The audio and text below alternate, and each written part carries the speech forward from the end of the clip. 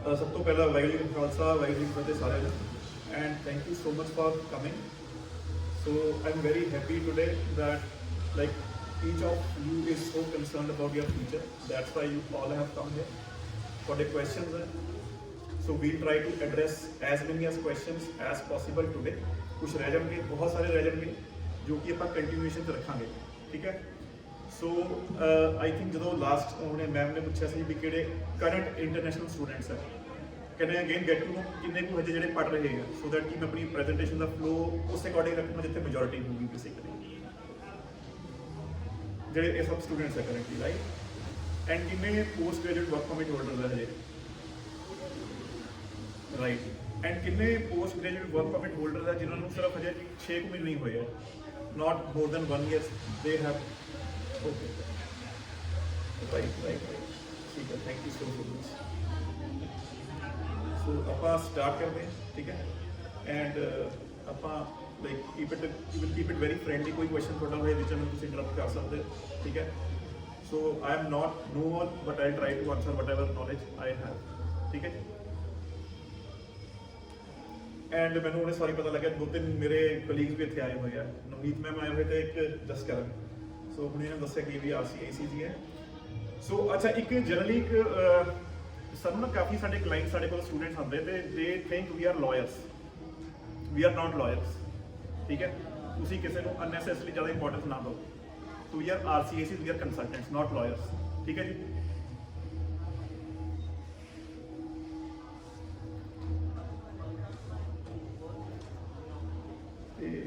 I'll keep okay. So ਜਿੱਦਾਂ ਕਿ ਇਹ ਜਿਹੜੀ ਪ੍ਰੈਜੈਂਟੇਸ਼ਨ ਹੈ, ਠੀਕ ਹੈ। ਸੋ ਮੈਂ ਇੱਥੇ ਕਿਸੇ ਨੂੰ ਕੋਈ ਫਾਲਸ ਹੋਪ ਨਹੀਂ ਦੂੰਗਾ, ਠੀਕ ਹੈ। I'll just present the ground reality, it is what it is, ਹੈ ਨਾ। ਤੁਸੀਂ ਅੱਗੇ ਫਿਰ ਡਿਸਾਈਡ ਕਰਨਾ ਕਿ ਭਈ ਗਾਲਾਂ ਕੱਢ ਲਓ ਮੈਨੂੰ whatever, but situation it's going to be little tough from now on for everyone, each one of you, ਠੀਕ ਹੈ ਜੀ।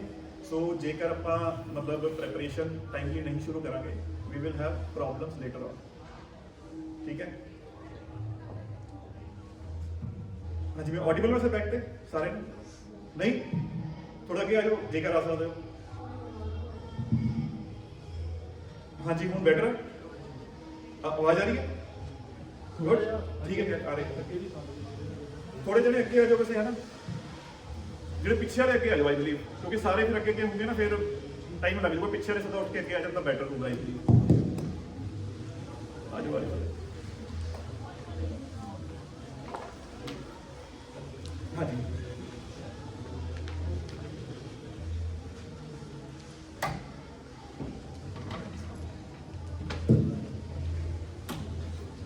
ਹਾਂਜੀ, ਆਡੀਬਲ ਹੈ ਜੀ ਹੁਣ ਪਿੱਛੇ।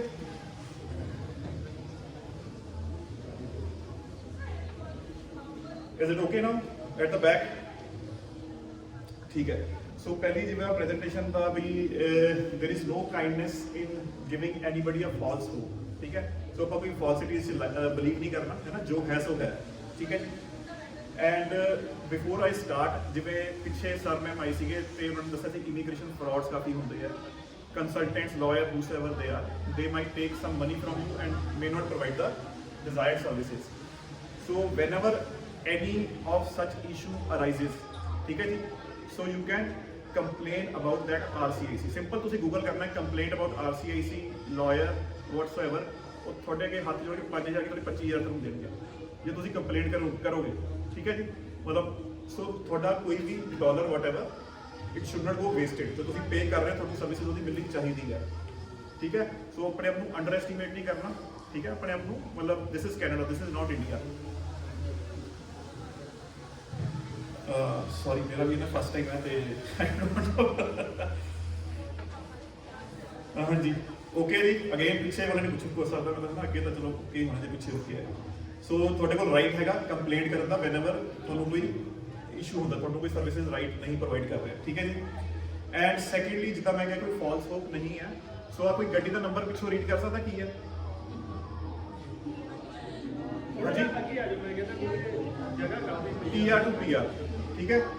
सो ये एक मिथ चल रही है पिछले 1 साल तो, ठीक है, कि भाई ये दोबारा आऊगा, ठीक है। आई थिंक 90% की मेथों ब्रेक ऑलरेडी हो चुकी है, ठीक है, बट स्टिल 10% हजे भी बिलीव नहीं करना चाहते, ठीक है जी।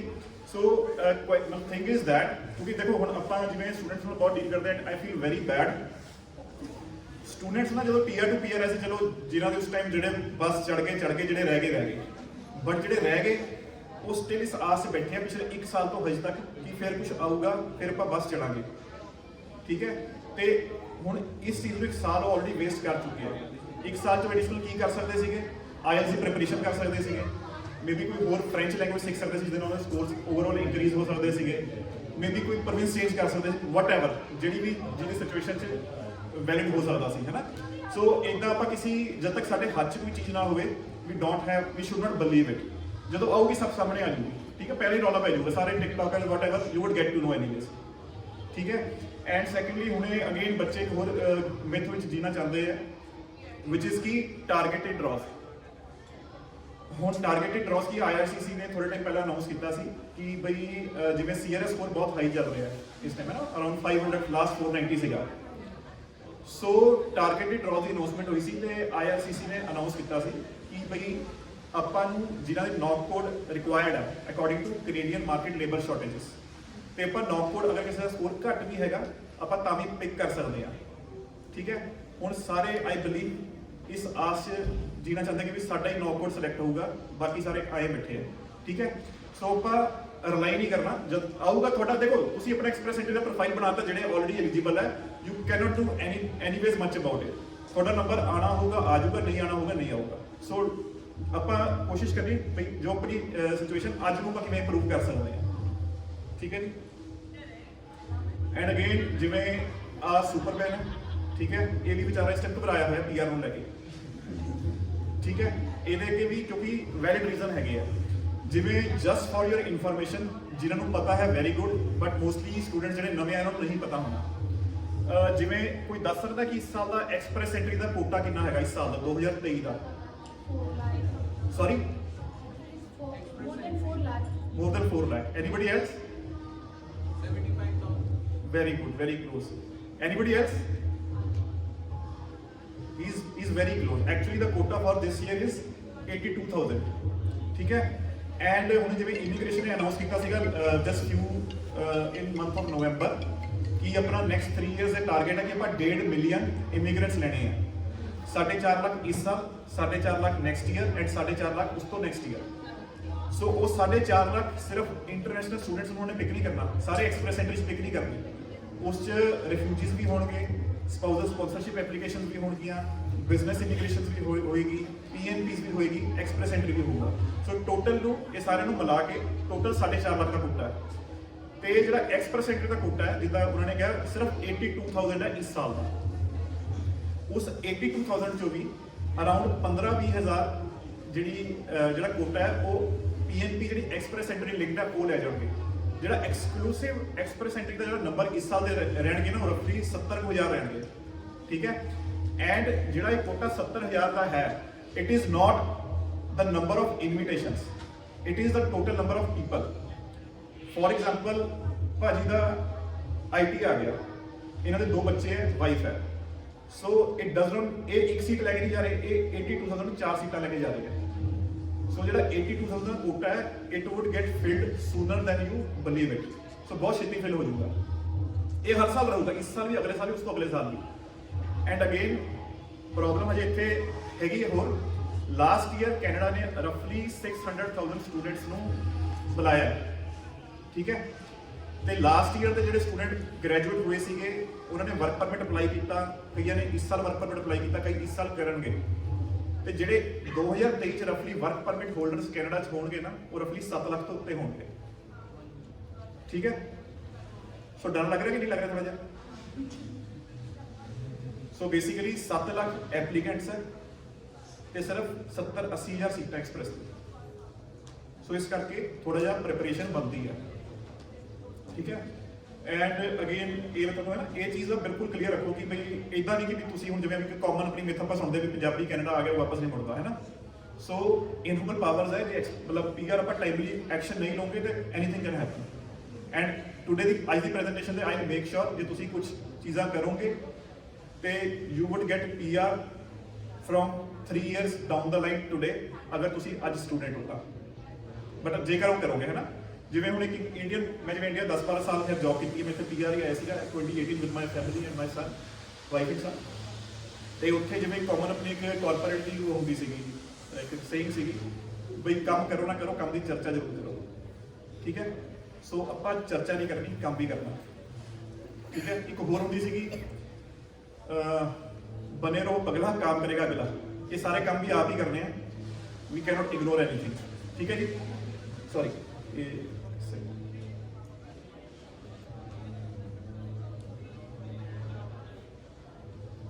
ਤੇ ਜਿਵੇਂ ਇਹ ਮੇਰਾ ਕੁਐਸਚਨ ਹੈ ਸਾਰਿਆਂ ਨੂੰ ਵੀ are you ready for the express entry championship, ਠੀਕ ਹੈ, ਜਿਸ 'ਚ ਸੀਟਸ ਘੱਟ ਹੈ ਤੇ ਐਪਲੀਕੈਂਟ ਜ਼ਿਆਦਾ ਹੈ, ਠੀਕ ਹੈ। ਹੁਣ ਐਕਸਪ੍ਰੈਸ ਐਂਟਰੀ ਵਾਸਤੇ ਜਾਂ ਕਿਸੇ PR ਪ੍ਰੋਗਰਾਮ ਵਾਸਤੇ ਆਪਾਂ ਨੂੰ 5 ਐਲੀਮੈਂਟਸ ਚਾਹੀਦੇ ਹੁੰਦੇ। ਤੁਸੀਂ ਲਾਸਟ ਐਲੀਮੈਂਟ ਚਾਹੇ ਇਗਨੋਰ ਕਰ ਸਕਦੇ ਹੋ, that is totally fine if you can do it. ਜਿਹੜਾ first and foremost and most important element is IELTS, ਠੀਕ ਹੈ। ਸੋ ਐਕਚੁਅਲੀ ਤੁਹਾਡੀ ਜਿਹੜੀ PR ਹੈ ਨਾ, ਉਹ IELTS ਤੇ ਹੀ ਡਿਪੈਂਡ ਕਰਨ ਵਾਲੀ ਹੈ। ਤੁਸੀਂ ਹੁਣ ਕੈਨੇਡਾ 'ਚ ਤੁਸੀਂ ਇੰਗਲਿਸ਼ ਨੂੰ ਓਵਰਲੁੱਕ ਨਹੀਂ ਕਰ ਸਕਦੇ। ਇਹ ਜਿੰਨਾ ਛੇਤੀ ਸਮਝ ਲਓਗੇ ਉਹਨਾਂ ਸਾਰਿਆਂ ਵਾਸਤੇ ਬੈਟਰ ਹੈ। ਚਾਹੇ ਉੱਥੇ 6-6.5 ਬੈਂਡ ਲੈ ਕੇ ਆਏ ਹੋ, ਚਾਹੇ 9 ਲੈ ਕੇ ਆਏ ਹੋ, ਇੱਥੇ ਟਾਰਗੇਟ ਤੁਹਾਨੂੰ 8,777 ਦਾ ਕਰਨਾ ਹੀ ਪੈਣਾ। ਤੁਸੀਂ ਹੁਣ ਜਿਵੇਂ ਮੋਸਟਲੀ ਸਟੂਡੈਂਟਸ ਹੋ, ਇੱਦਾਂ ਨਹੀਂ ਕਿ ਓਵਰਨਾਈਟ ਹੋਗਾ, ਕਿਉਂਕਿ English is not like math. ਤੁਸੀਂ 2+2 4 ਕਰਤਾ, ਤੁਹਾਨੂੰ ਕਿਸੇ ਨੇ A+B ਹੋਲ ਸਕੁਅਰ ਦੱਸਤਾ, A²+B² + 2AB, ਤੁਹਾਨੂੰ AB ਦੀ ਵੈਲਿਊ ਕੱਢ ਕੇ ਤੁਸੀਂ ਫਟਾਫਟ ਆਨਸਰ ਕੱਢਤਾ। ਅੱਜ ਦੀ ਲੈਂਗੁਏਜ ਹੈ, it takes time, over a period of time it happens, ਹੈ ਨਾ। ਤੇ 4 ਐਲੀਮੈਂਟਸ ਹੈ, listening, reading, writing, speaking. So ਰਾਤੋਂ ਰਾਤ ਨਹੀਂ ਆਣੀ, ਤੁਸੀਂ ਅੱਜ ਤਿਆਰੀ ਕਰਕੇ ਜਾਓਗੇ IELTS ਦੇ, ਕੱਲ ਪੇਪਰ ਕਲੀਅਰ ਹੋ, ਤੁਹਾਨੂੰ ਹੁਣ ਤੋਂ ਹੀ ਪ੍ਰੈਕਟਿਸ ਸ਼ੁਰੂ ਕਰਨੀ ਪੈਣੀ ਹੈ। ਸੋ ਦੈਟ ਕਿ ਅਗਰ ਤੁਹਾਡਾ ਲੈਵਲ ਅੱਜ ਮੰਨ ਲਓ CLP 7 ਦਾ, CLP 7 ਦਾ 6 ਬੈਂਡ ਈਚ ਦਾ, ਤੁਹਾਨੂੰ ਐਟਲੀਸਟ 1 ਸਾਲ ਚਾਹੀਦਾ in order to attain a level of CLP 9 ਜਿਹੜਾ ਕਿ 8,777 ਹੈ। ਸੋ 8,777 ਮੇਰੀ ਹੱਥ ਭਰ ਕੇ ਰਿਕੁਐਸਟ ਹੈ ਸਾਰਿਆਂ ਨੂੰ ਕਿ ਇਹ ਚਾਹੇ ਤੁਹਾਨੂੰ ਹਜੇ ਲੱਗ ਰਿਹਾ ਕਿ ਬਈ ਕਿਆ ਗੱਲਾਂ ਕਰ ਰਹੇ ਆ, ਬਟ ਇਹ ਕਰ ਲਓਗੇ ਤਾਂ ਬੈਟਰ ਰਹੋ, ਉਹ ਜ਼ਰੂਰੀ ਹੈ ਤੁਹਾਡੇ ਵਾਸਤੇ, ਠੀਕ ਹੈ। ਐਂਡ ਫਸਟ ਜਿਵੇਂ IELTS ਹੈ, ਤੇ ਜਿਹੜੇ ਹੁਣ ਜਸਟ ਬੈਚਲਰਸ ਹੋ ਕੇ ਆਏ ਹੋਏ ਆ, ਉਹ ਆਪਣੀ ECA ਰਿਪੋਰਟ ਵੀ ਕਰਵਾ ਸਕਦੇ ਆ, ਜਿਹੜੀ ਵੈਸ ਜਿਹਨੂੰ ਬੋਲਦੇ ਕਾਮਨਲੀ। ਜਸਟ ਇੱਕ ਮਿੰਟ ਦਾ ਇੱਕ ਇਨਪੁਟ ਦੂੰਗਾ ਇਸ 'ਚ। ਜਿਵੇਂ ਇਸ 'ਚ ਵੀ ਨਾ ECA 4 ਬੇਸਿਕਲੀ ਬੋਡੀਜ਼ ਤੋਂ ਹੁੰਦੀ ਹੈ। ਇੱਕ ਹੈਗੀ ਹੈ WES ਹੈ, ਇੱਕ ICAS ਹੈ, ਇੱਕ IQAS ਹੈ, ਇੱਕ ICES ਹੈ। ਜਿਨ੍ਹਾਂ ਨੇ ਇਕੱਲਿਆਂ ਨੇ ਬੈਚਲਰਸ ਕਰਕੇ ਜਿਹੜੇ ਉਰੇ ਆਏ ਆ, ਉਹ ਸਿਰਫ WES ਤੋਂ ਆਪਣੀ ਅਸੈਸਮੈਂਟ ਕਰਾ ਸਕਦੇ, ਨੋ ਇਸ਼ੂਜ਼।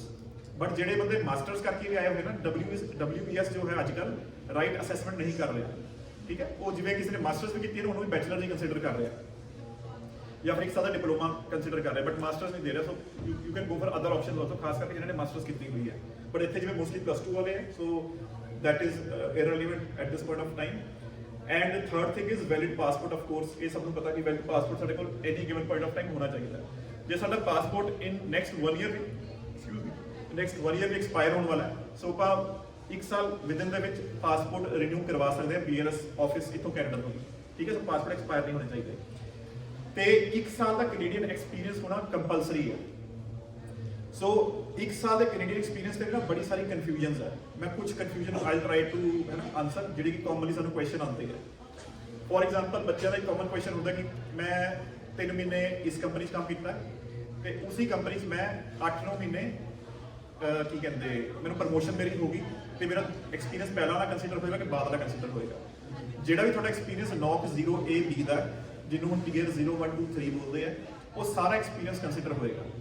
ਸਾਲ 'ਚ 12 ਮਹੀਨੇ ਹੁੰਦੇ ਆ, ਤੁਸੀਂ ਚਾਹੇ 12 ਮਹੀਨੇ ਅੱਡ-ਅੱਡ ਐਮਪਲੋਇਰਸ ਕੋਲ ਅੱਡ-ਅੱਡ ਪ੍ਰੋਫਾਈਲਸ ਤੇ, ਐਜ਼ ਲੌਂਗ ਐਜ਼ ਉਹ ਟੀਅਰ 0 1 2 3 ਜੌਬਸ ਹੈ, ਤੁਸੀਂ 12 ਵੀ ਸਾਲ ਜੌਬ ਕੀਤੀ ਹੈ, ਉਹ ਵਾਲਾ ਐਕਸਪੀਰੀਅੰਸ ਵੀ ਐਕਿਊਮੂਲੇਟ ਕਰਕੇ ਟੋਟਲ ਤੁਹਾਡਾ 1 ਸਾਲ ਦਾ ਐਕਸਪੀਰੀਅੰਸ ਬਣ ਜਾਊਗਾ, ਠੀਕ ਹੈ।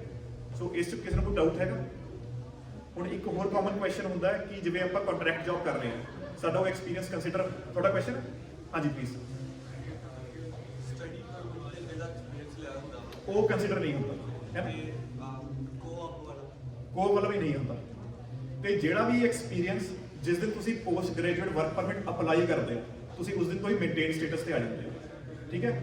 ਉਸ ਦਿਨ ਤੋਂ ਹੀ ਤੁਹਾਡਾ ਮੀਟਰ ਡਾਊਨ ਹੋ ਜਾਂਦਾ। ਸੋ ਬੇਸਿਕਲੀ ਜਿਸ ਦਿਨ ਤੁਸੀਂ post graduate work permit apply ਕਰਨੀ ਹੈ, ਆਈਡੀਅਲੀ ਤੁਸੀਂ ਉਸ ਦਿਨ ਤੋਂ ਪਹਿਲਾਂ ਹੀ ਆਪਣੀ ਕੁਝ ਪ੍ਰੈਪਰੇਸ਼ਨ ਕਰਕੇ ਰੱਖੋ। ਉਸ 'ਚ ਆਪਾਂ ਆਵਾਂਗੇ, ਉਸ ਪੁਆਇੰਟ ਤੇ ਵੀ ਆਵਾਂਗੇ ਕਿੰਨਾ ਆਪਣੀ ਪ੍ਰੈਪਰੇਸ਼ਨ ਕਰਕੇ ਰੱਖਣੀ ਹੈ, ਸੋ ਦੈਟ ਕਿ ਜਿਵੇਂ ਤੁਸੀਂ ਗ੍ਰੈਜੂਏਟ ਹੋਣ ਵਾਲੇ ਹੋ, ਤੁਹਾਡੇ ਕੋਲ ਕੁਝ ਨਾ ਕੁਝ ਜੌਬ ਆਫਰ ਅਲਾਈਨ ਹੋਵੇ, ਠੀਕ ਹੈ ਜੀ। ਹਾਂਜੀ ਮੈਮ। ਕਹਿੰਦੇ ਕਿ ਕੋਲੋਂ ਬੜੀ ਕੰਪਲੀਟ ਕੀਤਾ ਵਾ ਤਾਂ ਨਹੀਂ ਮੈਂ ਹੁਣੇ ਉਹੀ ਕਿਹਾ ਕਿ ਚਾਹੇ ਤੁਸੀਂ ਸਾਲ ਦੇ 12 ਡਿਫਰੈਂਟ EMPLOYERS ਕੋਲ ਇੱਕ ਮਹੀਨੇ ਕੰਪਲੀਟ ਜੇਕਰ ਜੌਬ ਕਰ ਰਹੇ ਹੋ ਦੈਟ ਇਜ਼ ਫਾਈਨ। ਜੌਬ ਤੁਹਾਡੀ ਨੌਕ 0 AB ਦੀ ਜਾਂ ਫਿਰ ਹੁਣ ਜਿਵੇਂ ਟੀਅਰ 0 1 2 3 ਬੋਲਦੇ ਆ ਉਸ 'ਚ ਹੋਣੀ ਚਾਹੀਦੀ ਹੈ। ਚਾਹੇ ਤੁਹਾਡੇ ਕੋਲ ਇੱਕ EMPLOYER ਕੋਲ ਜਿਵੇਂ ਮੰਨ ਲਓ ਤੁਸੀਂ ਐਜ਼ ਅ ਸੁਪਰਵਾਈਜ਼ਰ ਕੀਤਾ, ਕੱਲ ਨੂੰ ਉਹਨੇ ਤੁਹਾਨੂੰ ਮੈਨੇਜਰ ਬਣਾਤਾ, ਉਹ ਵਾਲਾ ਸੁਪਰਵਾਈਜ਼ਰ ਵਾਲਾ ਐਕਸਪੀਰੀਅੰਸ ਵੀ ਕੰਸੀਡਰ ਹੋਏਗਾ, ਮੈਨੇਜਰ ਵਾਲਾ ਵੀ ਐਕਸਪੀਰੀਅੰਸ ਕੰਸੀਡਰ ਹੋਏਗਾ। ਅੱਜ ਫॉर ਐਗਜ਼ਾਮਪਲ ਤੁਸੀਂ ਮੈਨੂਫੈਕਚਰਿੰਗ ਇੰਡਸਟਰੀ 'ਚ as a let's say machine operator ਕੰਮ ਕਰ ਰਹੇ ਜੋ ਕਿ ਨੌਕ B ਜੌਬ ਹੈ, ਠੀਕ ਹੈ। ਤੁਸੀਂ 6 ਮਹੀਨੇ ਉੱਥੇ ਜੌਬ ਕੀਤਾ, ਕੱਲ ਨੂੰ ਤੁਸੀਂ ਇੱਕ food industry as a manager job ਕਰ ਰਹੇ ਹੋ, ਉਹ ਨੌਕ A ਐਕਸਪੀਰੀਅੰਸ ਹੈ, ਉਹ ਵੀ ਕਾਊਂਟ ਹੋਏਗਾ। ਟੋਟਲ 12 ਮਹੀਨੇ ਹੋਣੇ ਚਾਹੀਦੇ ਰੈਲੀਵੈਂਟ ਵਰਕ ਐਕਸਪੀਰੀਅੰਸ ਦੇ। ਰੈਲੀਵੈਂਟ ਸਿਰਫ ਉਹੀ ਹੈ ਜੋ ਨੌਕ 0 AB ਜਾਂ ਟੀਅਰ 0 1 2 3 ਹੈਗਾ, ਠੀਕ ਹੈ ਜੀ। ਐਂਡ ਹਾਂਜੀ, ਸੋ IELTS ਤੇ ਮੈਂ ਥੋੜਾ ਜਿਆਦਾ ਫੋਕਸ ਕਰੂੰਗਾ ਲੇਟਰ ਔਨ। ਅਗੇਨ ਆ ਦੇਖੋ IELTS the importance you can see ਕਿ ਕਿਸੇ ਨੇ ਆਪਣੀ ਗੱਡੀ ਦਾ ਨੰਬਰ ਹੀ IELTS ਰੱਖਿਆ ਸੋ ਦੈਟ ਕਿ ਹੀ ਨੋਜ਼ ਦਾ ਇੰਪੋਰਟੈਂਸ ਆਈ ਵੁੱਡ ਸੇ। ਅੱਛਾ ਹੁਣ ਜਿਵੇਂ ਆਪਾਂ ਬਰੈਂਪਟਨ ਰਹਿੰਦੇ ਆ, ਕਿਸੇ ਵੀ ਸਿਟੀ ਹੋਰ ਤੋਂ ਵੀ ਆਏ ਹੋਏ ਆ, ਇੱਥੇ ਲਾਇਬ੍ਰੇਰੀਜ਼ ਬਹੁਤ ਜ਼ਿਆਦਾ ਮਤਲਬ ਰਿਸੋਰਸਿਸ ਅਵੇਲੇਬਲ ਹੈ, ਠੀਕ ਹੈ। ਸੋ Brampton the library for example ਤੁਸੀਂ ਕਿਸੇ ਵੀ ਲਾਇਬ੍ਰੇਰੀ ਜਾਓ, ਉੱਥੇ 10-15 IELTS the books at any given point of time available ਹੁੰਦੀ ਹੈ। ਜਦੋਂ ਵੀ ਤੁਸੀਂ IELTS ਦਾ ਐਗਜ਼ਾਮ ਦੇਣਾ ਹੈ, ਹੁਣ ਅਗੇਨ ਇਹ ਮੇਰੀ ਆਬਜ਼ਰਵੇਸ਼ਨ ਹੈ ਕਿ ਜਦੋਂ ਬੱਚਾ ਇੰਡੀਆ ਤੋਂ ਸਟੱਡੀ ਪਰਮਿਟ ਤੇ ਆਉਂਦਾ, ਠੀਕ ਹੈ, ਉਸ ਟਾਈਮ ਉਹ IELTS ਦੀ ਪੂਰੀ ਰੱਜ ਕੇ ਤਿਆਰੀ ਕਰਦਾ ਹੈ, ਜਿੰਨੀ ਕੋਚਿੰਗ ਲੈ ਸਕਦਾ ਕਰਦਾ ਹੈ। ਬਟ ਜਦੋਂ ਉਹ ਵਾਲਾ ਰਿਜ਼ਲਟ ਐਕਸਪਾਇਰ ਹੋ ਜਾਂਦਾ, ਇੱਥੇ PR ਵਾਸਤੇ IELTS ਦਾ ਐਗਜ਼ਾਮ ਦਿੰਦਾ, ਤਾਂ ਆਈ ਵੁੱਡ ਸੇ ਹਾਰਡਲੀ 2-4% ਹੀ ਹੁੰਦੇ ਜੋ IELTS ਦੇ ਦੋ ਸੈਂਪਲ ਪੇਪਰ ਵੀ ਅਟੈਂਪਟ ਕਰਦੇ ਆ। ਉਹਨਾਂ ਨੂੰ ਕੌਨਫੀਡੈਂਸ ਹੁੰਦਾ ਕਿ ਵੀ ਹੁਣ ਆਪਾਂ ਇਦਾਂ ਹੀ ਦੇ ਦਾਂਗੇ ਤੇ ਹੋ ਜਾਊਗਾ। ਬਟ IELTS ਅਨਫੋਰਚੂਨੇਟਲੀ ਇੰਗਲਿਸ਼ ਤਾਂ ਇੰਪੋਰਟੈਂਟ ਹੈ ਹੀ ਹੈ, ਬਟ ਇੰਗਲਿਸ਼ ਤੋਂ ਜ਼ਿਆਦਾ ਪ੍ਰੈਕਟਿਸ ਬੇਸਡ ਐਗਜ਼ਾਮ ਹੈ। ਸੋ ਪ੍ਰੈਕਟਿਸ ਬਹੁਤ ਜ਼ਿਆਦਾ ਇੰਪੋਰਟੈਂਟ ਹੈ। ਜਿੰਨਾ IELTS ਦੀ ਤੁਸੀਂ ਪ੍ਰੈਕਟਿਸ ਕਰੋਗੇ ਉਹਨਾਂ ਤੁਹਾਡਾ ਪੇਪਰ ਇੰਗਲਿਸ਼ ਚਾਹੇ ਘੱਟ ਬੈਟਰ ਹੋਵੇ, ਬਟ ਜੇ ਤੁਹਾਡੀ ਪ੍ਰੈਕਟਿਸ ਜ਼ਿਆਦਾ ਹੈ ਤੁਸੀਂ ਉਹ ਸਿਲੀ ਮਿਸਟੇਕਸ ਨਹੀਂ ਕਰੋਗੇ ਜੋ ਮੋਸਟਲੀ ਆਪਾਂ ਕਰਦੇ ਹਾਂ, ਠੀਕ ਹੈ। ਤੇ ਅਗੇਨ ਤੁਹਾਨੂੰ ਦੱਸਿਆ ਕਿ ਬਰੈਂਪਟਨ ਲਾਇਬ੍ਰੇਰੀ 'ਚ ਕਾਫੀ ਰਿਸੋਰਸਿਸ ਅਵੇਲੇਬਲ ਹੈ, ਬੁੱਕਸ ਅਵੇਲੇਬਲ ਹੈ, ਆਨਲਾਈਨ ਵੀ ਰਿਸੋਰਸਿਸ ਅਵੇਲੇਬਲ ਹੈ, ਸੋ ਤੁਸੀਂ ਐਕਸੈਸ ਕਰ ਸਕਦੇ ਹੋ, ਠੀਕ ਹੈ।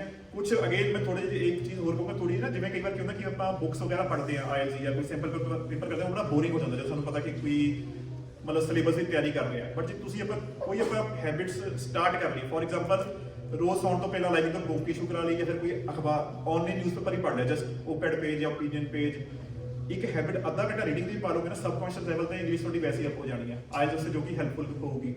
ਆਪਾਂ ਡਰਾਈਵ ਕਰ ਰਹੇ ਹਾਂ, ਵਾਕ ਕਰ ਰਹੇ ਹਾਂ, ਕੋਈ BBC ਰੇਡੀਓ ਜਾਂ ਫਿਰ CBC ਰੇਡੀਓ ਦੀ ਐਪ ਡਾਊਨਲੋਡ ਕਰ ਲਈ, ਟੈਡ ਟਾਕ ਡਾਊਨਲੋਡ ਕਰ ਲਏ, ਫ੍ਰੀ ਟਾਈਮ 'ਚ ਉਹ ਸੁਣ ਲਏ, ਕਿਉਂਕਿ ਉਹ ਕੁਆਲਿਟੇਟਿਵ ਇੰਗਲਿਸ਼ ਯੂਜ਼ ਕਰਨਗੇ। ਜਿਹੜੀ ਆਪਾਂ ਇੰਗਲਿਸ਼ ਮੂਵੀਜ਼ ਦੇਖਦੇ ਹਾਂ ਉਹ ਥੋੜੀ ਡਿਫਰੈਂਟ ਸਲੈਂਗ ਵਾਲੀ ਲੈਂਗੁਏਜ ਯੂਜ਼ ਹੋ ਜਾਂਦੀ ਹੈ, ਉਸ 'ਚ ਇਨਫੈਕਟ ਨੰਬਰ ਘਟ ਜਾਂਦੇ ਆ।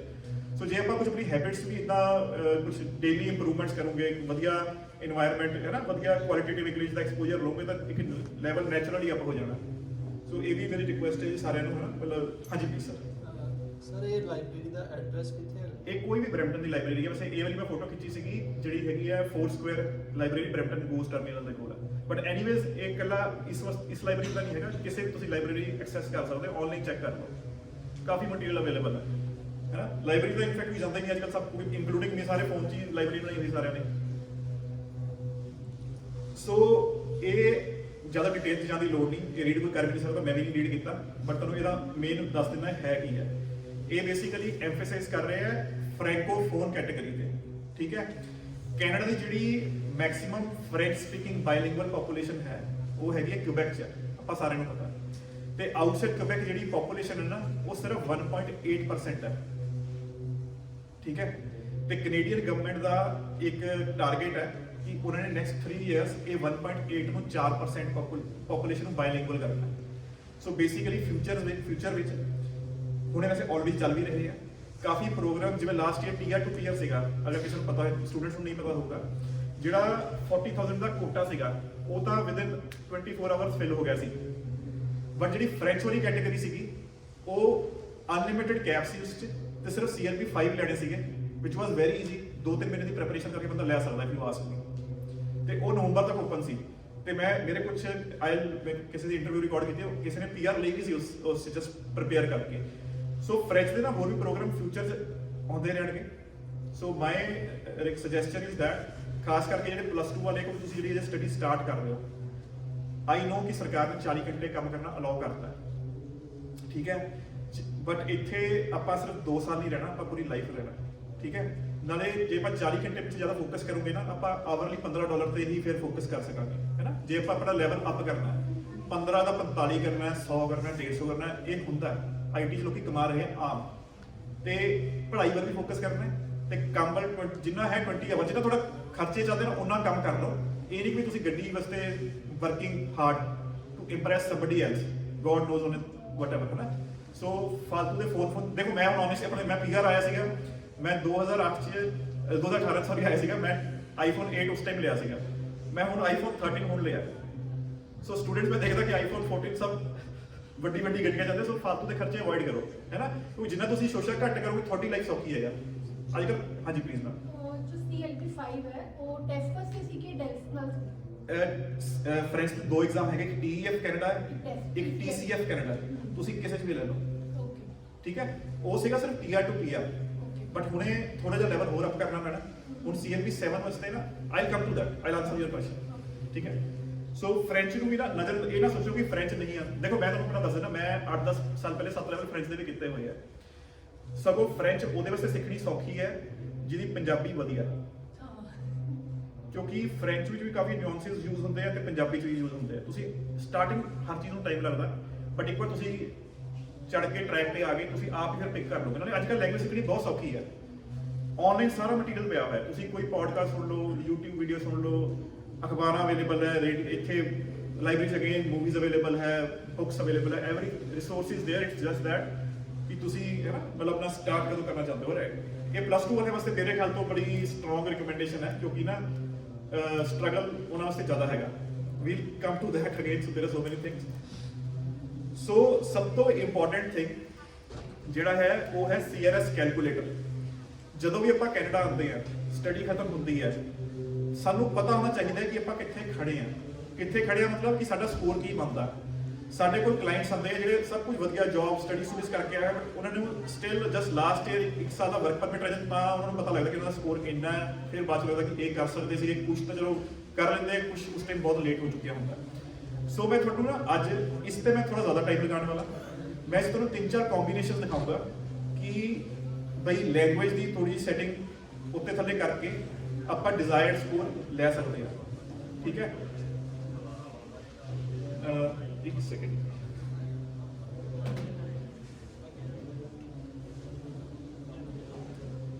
ਇਹ ਆਈ ਥਿੰਕ ਇਹ ਵੀਡੀਓ ਲੈਟਸ ਸੀ ਪਲੇ ਹੁੰਦੀ ਕਿ ਨਹੀਂ ਹੁੰਦੀ ਹੈ। I think audio the issue ਹੈ ਨਾ। ਖੈਰ ਮੈਂ ਦੱਸ ਦਿੰਦਾ ਕੀ ਕਹਿ ਰਿਹਾ ਹੈ, ਠੀਕ ਹੈ। ਸੋ ਬੇਸਿਕਲੀ ਇਹ ਮੁੰਡਾ ਵੀ ਇੱਥੇ +2 ਕਰਕੇ ਆਇਆ ਸੀਗਾ। ਇਹਦਾ ਨਾਮ ਹਰਕੀਰਤ ਹੈ, ਹਾਰਡਲੀ ਹੁਣੇ ਹੋਏਗਾ 22 ਸਾਲ ਦਾ ਹੋਏਗਾ, ਤੇ 18 ਇਅਰਸ ਦੀ ਏਜ 'ਚ ਆਇਆ ਸੀ। 20 ਸਾਲ ਦੀ ਸਟੱਡੀਜ਼ ਖਤਮ ਕੀਤੀ, ਤੇ ਜਦੋਂ 2021 ਚ TR to PR ਆਇਆ ਸੀਗਾ, ਠੀਕ ਹੈ। ਅਨਫੋਰਚੂਨੇਟਲੀ ਉਸ ਟਾਈਮ ਤੇ ਇਹਦੀ ਸਟੱਡੀਜ਼ ਖਤਮ ਹੋ ਚੁੱਕੀ ਸੀ, ਬਟ ਉਹ ਇੰਡੀਆ ਸੀਗਾ, ਸੋ ਅਪਲਾਈ ਨਹੀਂ ਕਰ ਸਕਿਆ, but he did not give up, ਠੀਕ ਹੈ। ਤੇ ਅਗੇਨ ਜਿੱਦਾਂ ਮੈਂ ਪਹਿਲਾਂ ਕਿਹਾ ਸੀ, ਫ੍ਰੈਂਚ ਦਾ ਜਿਹੜਾ ਕੋਟਾ ਸੀਗਾ ਉਹ ਸੀਗਾ ਅਨਲਿਮਿਟਿਡ ਅੰਟਿਲ November 4, 2021, ਤੇ ਇਹ ਪੈ ਗਿਆ ਫ੍ਰੈਂਚ ਦੇ। ਇਹਦਾ ਹੁਣ ਇਹਨੇ 4 ਮਹੀਨੇ ਹੀ did not work at all. ਇਹਨੇ ਆਪਣੇ ਨੂੰ ਸਿਰਫ ਕਮਰੇ 'ਚ ਬੰਦ ਕਰ ਲਿਆ। ਇਹਨੇ 3 ਘੰਟੇ ਰੋਜ਼ ਇੱਕ ਇੰਡੀਅਨ ਟਿਊਟਰ ਤੋਂ ਕੋਚਿੰਗ ਲੈਣੀ, ਤੇ 1.5 ਘੰਟਾ ਇਹਨੇ ਹਫਤੇ 3-4 ਦਿਨ ਜਾਂ ਫਿਰ I think rose, I don't remember exactly, ਉਸ ਨੇ ਦੱਸਿਆ ਹੋਇਆ। ਤੇ ਇਹਨੇ ਫ੍ਰੈਂਚ ਟਿਊਟਰ ਤੋਂ ਕੋਚਿੰਗ ਲੈਣੀ। CLP5 ਦੀ ਰਿਕੁਆਇਰਮੈਂਟ ਸੀਗੀ, ਇਹਨੇ CLP7 ਲੈ ਕੇ ਆਇਆ, and that too just 4 months। Language ਨੇ 0 ਸਟਾਰਟ ਕੀਤੀ, ਤੇ CLP7 ਔਖਾ ਹੈ, ਜੇ ਮੈਨੂੰ ਪਤਾ ਇਟਸ ਡਿਫਿਕਲਟ। ਉਹਨੂੰ ਰਫਲੀ 1.5 ਸਾਲ ਚਾਹੀਦਾ ਹੈ ਜੇ ਤੁਸੀਂ ਵੀਕਐਂਡ ਤੇ ਸਟੱਡੀਜ਼ ਕਰੋਗੇ, ਬਟ ਇਹਨੇ ਰੋਜ਼ 10 ਘੰਟੇ ਕਹਿੰਦਾ ਭਾਜੀ ਮੈਂ ਆਪਣੇ ਫੋਨ ਦੀ ਸੈਟਿੰਗ, ਲੈਪਟਾਪ ਦੀ ਸੈਟਿੰਗ, ਹਰ ਸੈਟਿੰਗ ਫ੍ਰੈਂਚ ਕਰ ਲਈ ਸੀ। ਇੱਥੇ ਫ੍ਰੈਂਚ ਸਿੱਖਣੀ ਕੰਪੈਰੀਟਿਵਲੀ ਈਜ਼ੀਅਰ ਹੈ ਇਨ ਕੰਪੈਰੀਜ਼ਨ ਟੂ ਇੰਡੀਆ, ਕਿਉਂਕਿ ਇੱਥੇ ਥੋੜਾ ਐਕਸਪੋਜ਼ਰ, ਤੁਸੀਂ ਬੱਸ ਤੇ ਜਾ ਰਹੇ ਹੋ, ਹਰ ਅਨਾਉਂਸਮੈਂਟ ਇੰਗਲਿਸ਼ ਵੀ ਹੋ ਰਹੀ ਹੈ, ਫ੍ਰੈਂਚ ਵਿੱਚ ਵੀ ਹੋ ਰਹੀ ਹੈ। ਤੁਸੀਂ ਕੋਈ ਵੀ ਚੀਜ਼ ਪਰਚੇਜ਼ ਕਰ ਰਹੇ ਹੋ, ਤੁਸੀਂ ਸਿਰਫ ਆਪਣੀ ਸਰਾਊਂਡਿੰਗ ਨੂੰ ਆਬਜ਼ਰਵ ਕਰਨਾ ਸ਼ੁਰੂ ਕਰ ਦੋਗੇ ਨਾ, ਹਰ ਚੀਜ਼ ਇੰਗਲਿਸ਼ ਵੀ ਲਿਖੀ ਹੋਈ ਹੈ, ਫ੍ਰੈਂਚ ਵਿੱਚ ਵੀ ਲਿਖੀ ਹੋਈ ਹੈ, ਸੋ ਲਰਨਿੰਗ ਥੋੜੀ ਫਾਸਟਰ ਹੋ ਜਾਂਦੀ ਹੈ, ਠੀਕ ਹੈ। ਸੋ ਇਹ ਚਲੋ ਵੀਡੀਓ ਨਹੀਂ ਚੱਲ ਰਹੀ, ਐਨੀਵੇਜ਼ ਬੈਸਟ ਵਿਸ਼ੇਸ ਟੂ ਹਿਮ। ਅੱਛਾ, ਮੈਂ ਹੁਣ ਤੁਹਾਨੂੰ CRS ਕੈਲਕੂਲੇਟਰ ਦੇ ਕੁਝ ਕੰਬੀਨੇਸ਼ਨ ਦਿਖਾਣੇ ਆ, ਜੇ ਮੇਰਾ ਇੰਟਰਨੈਟ ਤੇ ਚੱਲ ਗਿਆ ਤਾਂ।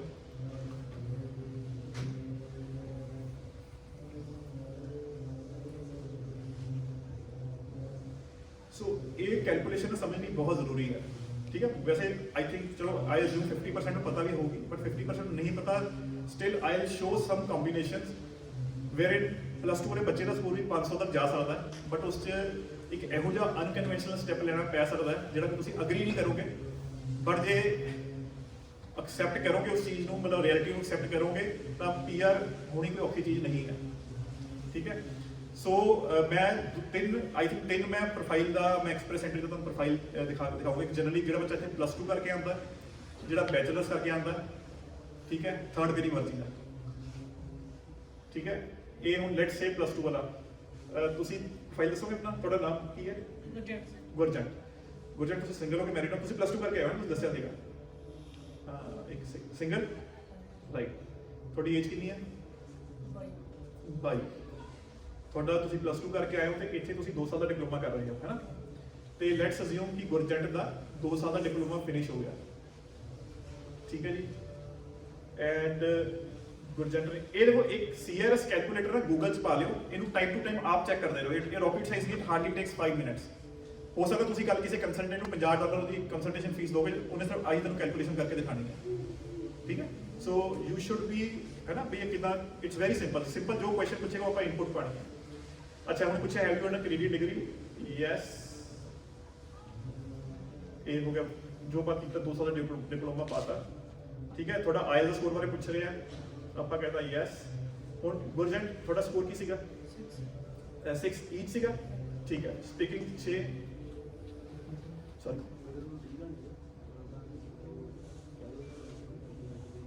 Okay, right.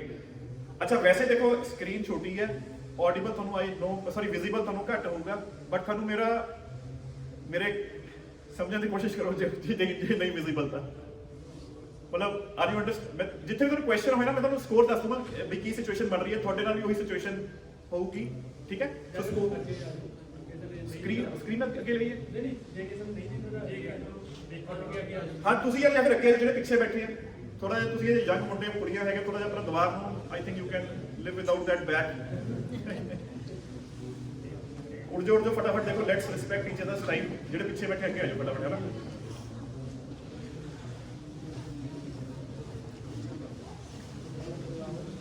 Thank you so much. It means very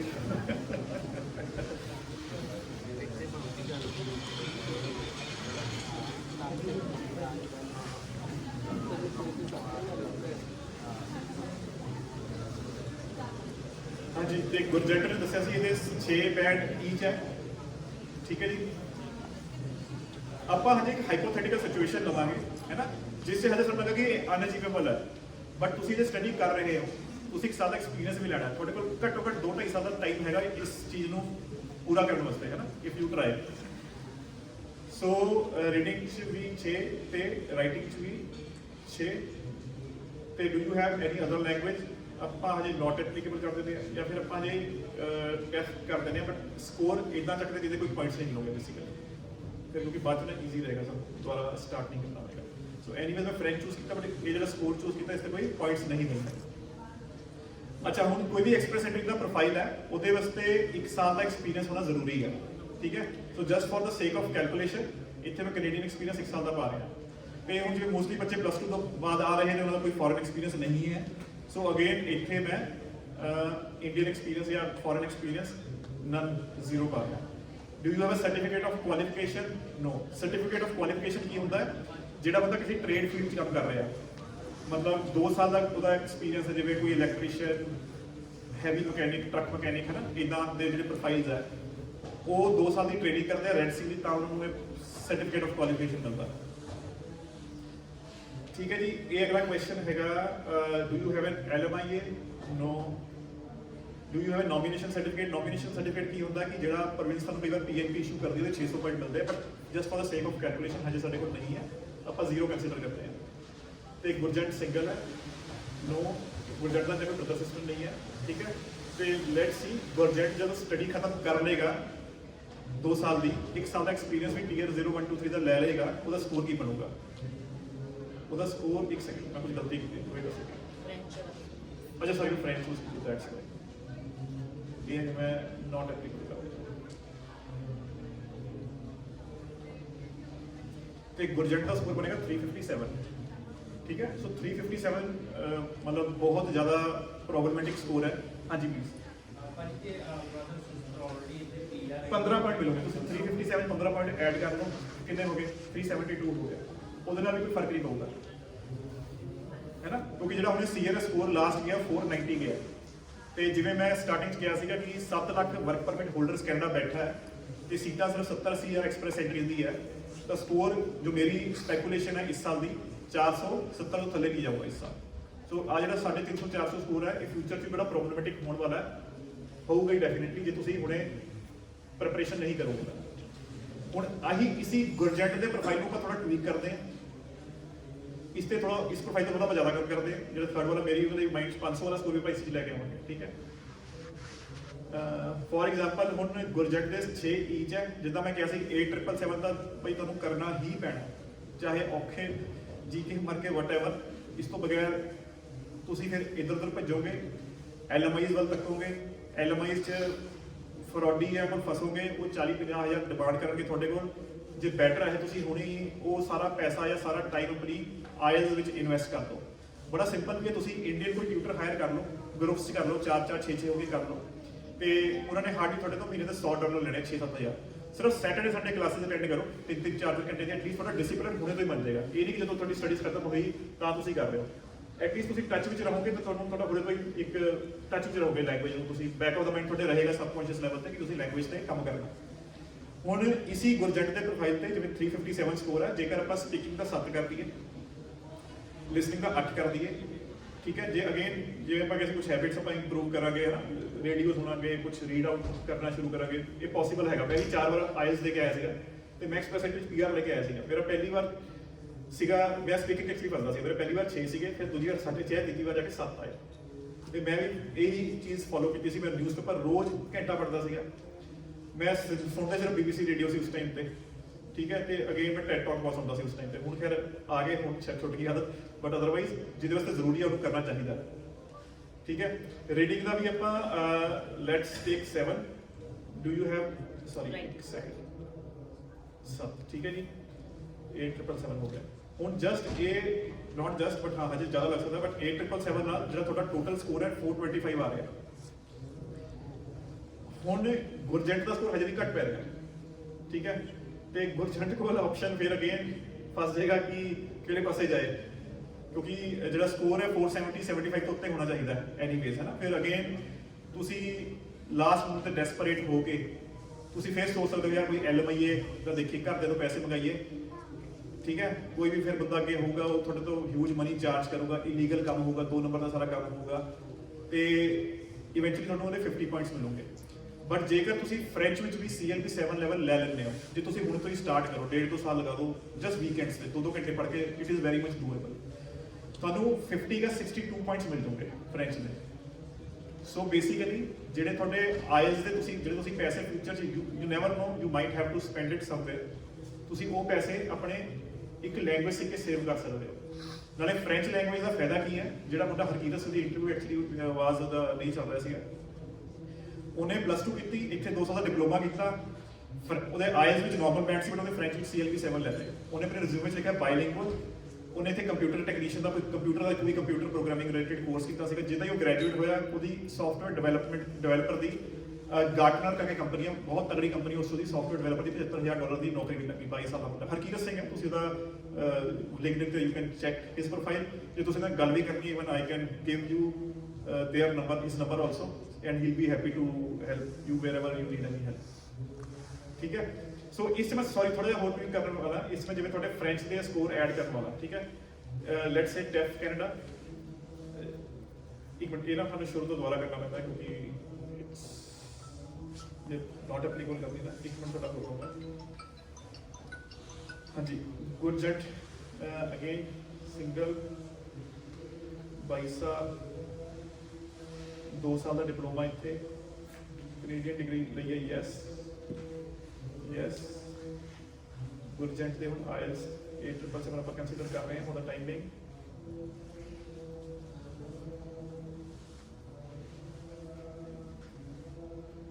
ਠੀਕ ਹੈ ਹੁਣ ਗੁਰਜੰਟ ਨੇ ਫ੍ਰੈਂਚ ਵੀ ਸਿੱਖਣੀ ਸ਼ੁਰੂ ਕਰਤੀ ਹੈ ਠੀਕ ਹੈ ਤੇ 2 ਸਾਲ ਬਾਅਦ ਗੁਰਜੰਟ ਨੇ ਫ੍ਰੈਂਚ ਦਾ ਲੈਵਲ ਅਚੀਵ ਕਰ ਲਿਆ ਜੋ ਆਪਾਂ ਨੂੰ ਚਾਹੀਦਾ which he can do it if he starts timely speaking ਉਹਨੇ ਜਿਵੇਂ ਇਸ 8777 ਨਹੀਂ ਹੈ, ਇਸ ਬੇਸਿਕਲੀ 6 ਬੈਂਡ ਚਾਹੀਦੇ ਫ੍ਰੈਂਚ ਵਿੱਚ ਆਪਾਂ ਨੂੰ। ਜਿਹੜੀ 6 ਬੈਂਡ ਦੀ ਸਕੋਰਿੰਗ ਦਾ ਪੈਟਰਨ ਡਿਫਰੈਂਟ ਹੈ, ਬਟ 6 ਬੈਂਡ ਜਿੰਨੀ ਆਪਾਂ ਨੂੰ ਉਹ ਚਾਹੀਦੀ ਫ੍ਰੈਂਚ। ਸੋ ਇਹ ਮੈਂ ਜਸਟ 6 ਬੈਂਡ ਜਿੰਨੇ ਚਾਹੀਦੇ ਉਹਦੀ ਮੈਂ ਸਿਲੈਕਟ ਕਰ ਰਿਹਾ ਲੈਵਲ। ਠੀਕ ਹੈ ਜੀ। ਅੱਛਾ, ਇਨ ਦਾ ਲਾਸਟ ਕੈਨੇਡੀਅਨ ਐਕਸਪੀਰੀਅੰਸ 1 ਸਾਲ ਦਾ ਕੰਪਲਸਰੀ ਹੈ ਗੇਨ ਕਰਨਾ। ਠੀਕ ਹੈ, ਫੋਰਨ ਐਕਸਪੀਰੀਅੰਸ ਨਨ ਹੈ, certificate of qualification no, LMI no, nomination certificate no, ਤੇ ਗੁਰਜੰਟ ਦਾ ਇੱਥੇ ਕੋਈ ਅਜੇ ਬ੍ਰਦਰ ਸਿਸਟਰ ਨਹੀਂ ਜੋ ਕਿ PR ਹੋ ਗਏ। ਤੇ ਗੁਰਜੰਟ ਦਾ ਸਕੋਰ ਜਿਹੜਾ ਹੈ 487 ਪਹੁੰਚ ਗਿਆ। ਸੋ 487 ਤੇ ਗੁਰਜੰਟ ਜੇ ਹੁਣ ਤੋਂ ਪ੍ਰੈਪਰੇਸ਼ਨ ਸਟਾਰਟ ਕਰਦਾ ਹੈ, ਹਜੇ ਸਟੱਡੀ ਜਨਵਰੀ ਇਨਟੇਕ 'ਚ ਆਇਆ ਤੇ 3 ਸਾਲ ਜਦੋਂ 1 ਸਾਲ ਦਾ ਐਕਸਪੀਰੀਅੰਸ ਉਹਦਾ PR ਦੀ ਫਾਈਲ ਲਾਊਗਾ ਐਕਸਪ੍ਰੈਸ ਐਂਟਰੀ ਦੀ, ਉਹਦਾ ਸਕੋਰ ਹੋਊਗਾ 487 ਐਂਡ 487 ਤੇ ਡੈਫੀਨਿਟਲੀ ਉਹਨੂੰ ਇਨਵੀਟੇਸ਼ਨ ਟੂ ਅਪਲਾਈ ਕੰਫਰਟੇਬਲੀ ਆ ਜਾਣਾ। ਬੈਨੀਫਿਟ ਕੀ ਹੋਊਗਾ, ਉਹਦੇ ਕੋਲ ਇੱਕ ਲੈਂਗੁਏਜ ਹੋਰ ਹੋਊਗੀ, ਕੱਲ ਉਹਨੇ ਗਵਰਨਮੈਂਟ ਜੌਬਸ ਲੈਣੀ ਹੈ। ਗਵਰਨਮੈਂਟ ਜੌਬ ਪ੍ਰਾਇੋਰਟੀ ਹੀ ਸਿਰਫ ਬਾਇਲਿੰਗੁਅਲ ਦਿੱਤੀ ਜਾਂਦੀ ਹੈ।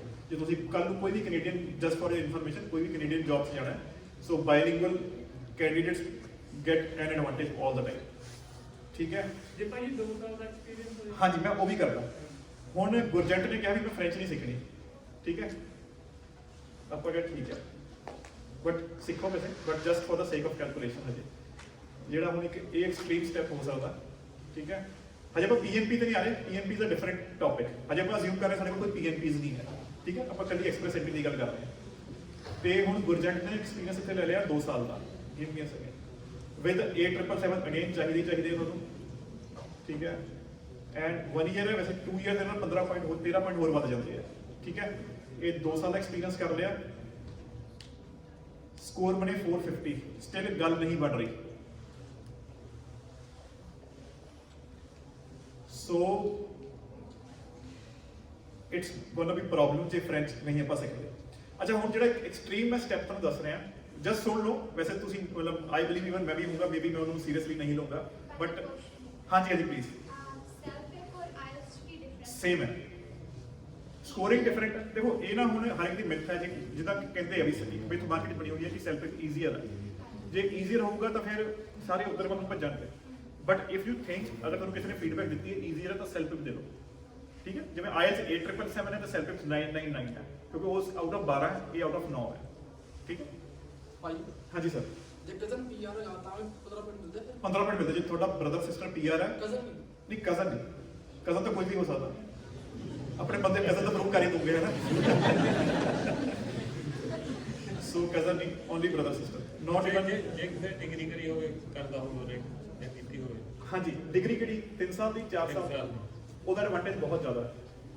ਮੈਂ ਫਰੈਂਕਲੀ ਜਿਵੇਂ ਹੁਣ ਅਗਰ ਜਿਵੇਂ ਮੇਰੇ ਸਿਸਟਰ ਦੇ ਬੱਚੇ ਹਜੇ 10ਵੀਂ 11ਵੀਂ ਕਲਾਸ 'ਚ ਹੈ, ਤੇ ਮੈਂ ਹਰ ਇੱਕ ਨੂੰ ਆਹੀ ਕਹਿੰਦਾ, ਜੇਕਰ ਕਿਸੇ ਨੇ ਓਨਟੈਰੀਓ 'ਚ ਆਉਣਾ ਹੈ ਤਾਂ ਪਹਿਲੀ ਗੱਲ +2 ਵਾਲੇ ਬੱਚੇ ਓਨਟੈਰੀਓ ਘੱਟ ਕਰਨ, ਜੋ ਮੇਰੀ ਪਰਸਨਲ ਥਿੰਕਿੰਗ ਹੈ। ਉਹ ਦੂਜੀ ਪ੍ਰੋਵਿੰਸ ਜਾਣ ਉੱਤੇ ਥੋੜਾ ਈਜ਼ੀਅਰ PR ਹੈਗਾ।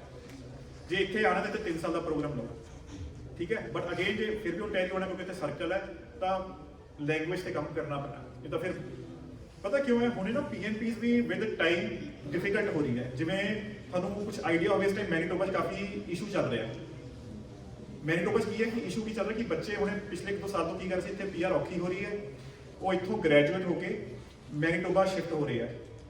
ਠੀਕ ਹੈ, ਤੇ ਮੈਨੀਟੋਬਾ ਜਿਹੜੀ ਪਹਿਲੇ PNP ਕਹਿ ਲਓ 500-600 ਪੁਆਇੰਟ ਤੇ ਮਿਲਦੀ ਸੀ, ਹੁਣ ਇੰਨੇ ਸਟੂਡੈਂਟਸ ਹੋ ਗਏ ਆ, ਇੰਨਾ ਕੰਪੀਟੀਸ਼ਨ ਉੱਥੇ ਵੀ ਵੱਧ ਗਿਆ ਕਿ ਉਹੀ PNP ਹੁਣ 700 ਪੁਆਇੰਟਸ ਪਲੱਸ ਤੇ ਮਿਲ ਰਹੀ ਹੈ।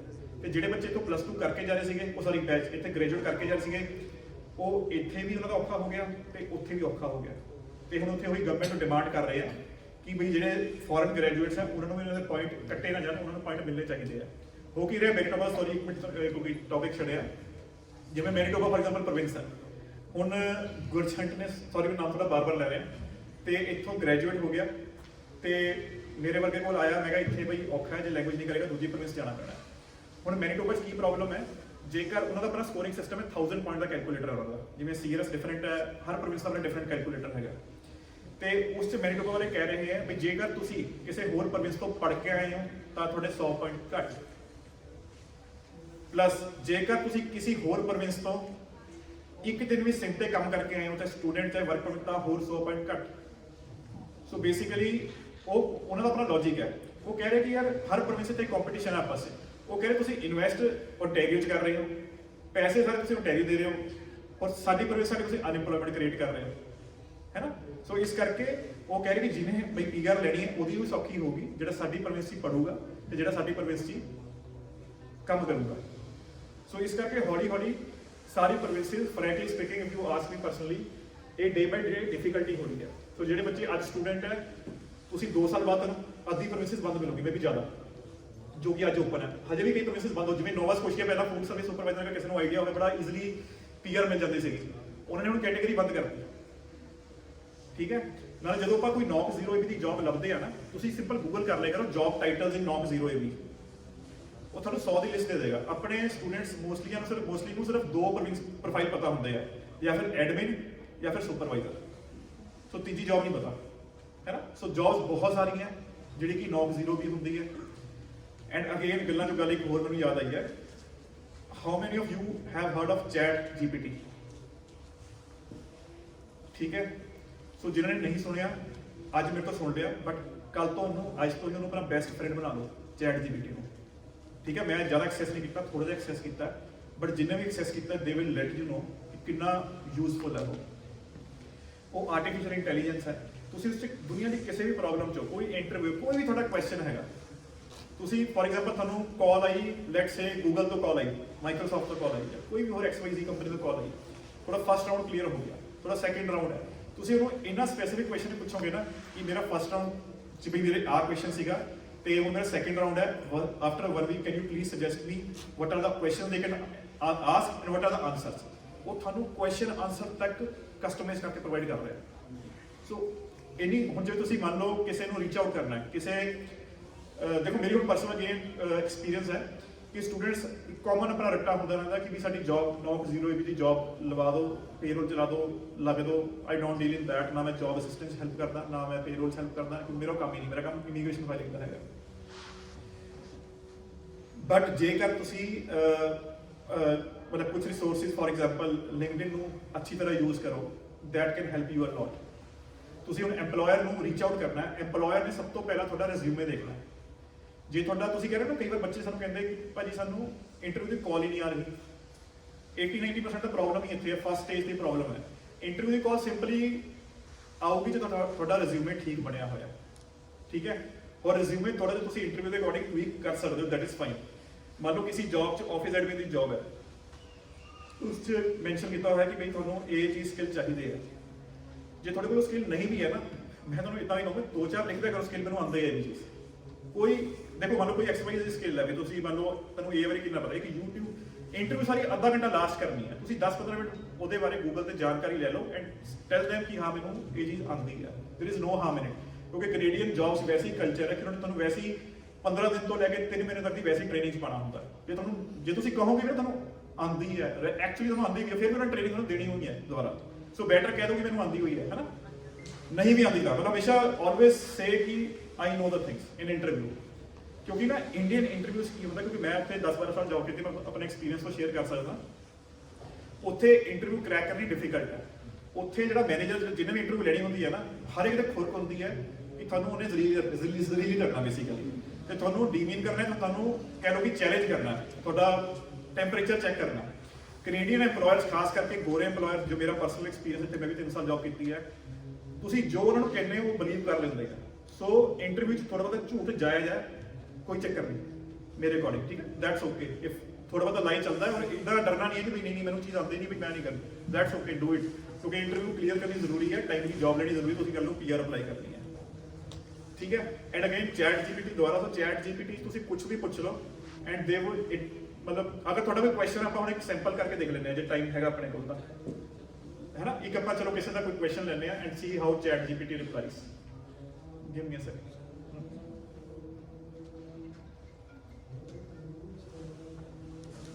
ਕੋਈ ਕੁਐਸਚਨ ਕਿਸੇ ਦਾ ਰੈਡੀ ਹੈਗਾ? ਹਾਂਜੀ, ਇੱਕ ਮਿੰਟ ਲੌਗਇਨ ਕਰ ਲਓ।